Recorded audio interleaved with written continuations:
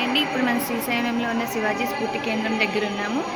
ఇది ఆయన ఆస్థానం అండి. చూడండి, కవులందరూ, మంత్రులు అందరూ కూర్చుని ఉన్నారు.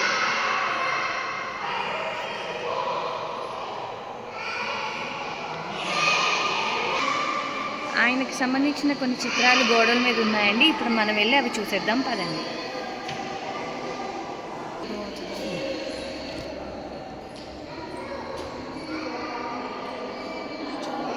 జిజియాబాయి తల్లి అండి శివాజీకి. ఛత్రపతి శివాజీకి జిజియాబాయి వాళ్ళ అమ్మగారి పేరు. వాళ్ళ నాన్నగారి పేరు షాహూజీ అండి. ఆయన 1930 ఫిబ్రవరి 19న పుట్టారు. జిజియాబాయి ఛత్రపతి శివాజీకి ట్రైనింగ్ ఇస్తుందండి, రాజ్యాన్ని ఎలా పరిపాలించాలి ఏంటి అనేది.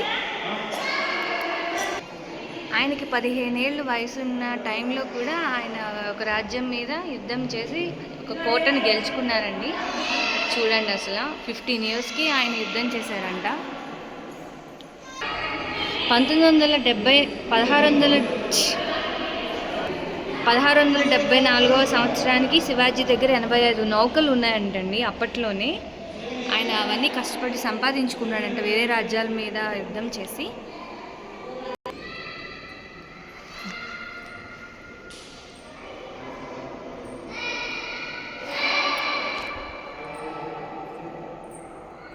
ఆయన జీవిత చరిత్ర చూసారా? ఇంత చిన్న వయసు నుంచి ఆయన యుద్ధం చేస్తూనే ఉన్నాడు మన హిందూ సమాజం కోసం. వాళ్ళమ్మ జిజియాబాయి ఆయన్ని అలా పెంచింది చిన్నప్పటి నుంచి.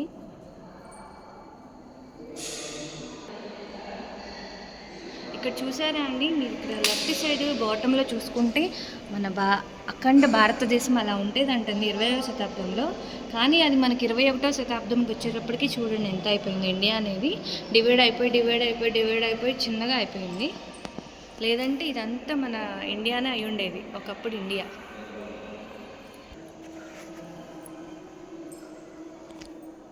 ఇంక ఇవన్నీ ఆయన చరిత్రలో జరిగిన కొన్ని సిచ్యువేషన్స్ అండి. చూడండి,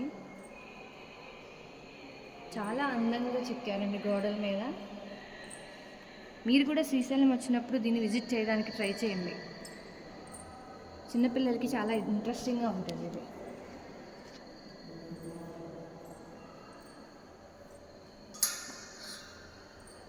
గోల్కొండ కోట అంటే అండి ఇది హైదరాబాద్ దగ్గర.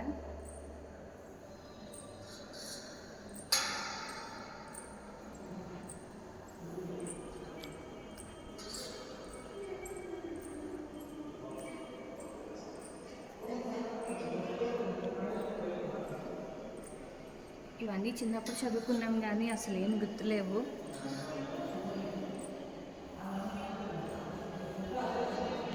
శ్రీశైలం నుండి తిరుపతి, తిరుమల వెళ్ళి బాలాజీ వెంకటేశ్వర స్వామిని దర్శించుకున్న శివాజీ అంటండి. అప్పట్లోనే ఆయన వచ్చి ఇక్కడ దర్శించుకున్నారంట. అయిపోయిందండి. చూడండి, ఈసారి మీరు కూడా శ్రీశైలం వచ్చినప్పుడు కంపల్సరీగా దీన్ని కూడా విజిట్ చేయండి. Bye friends.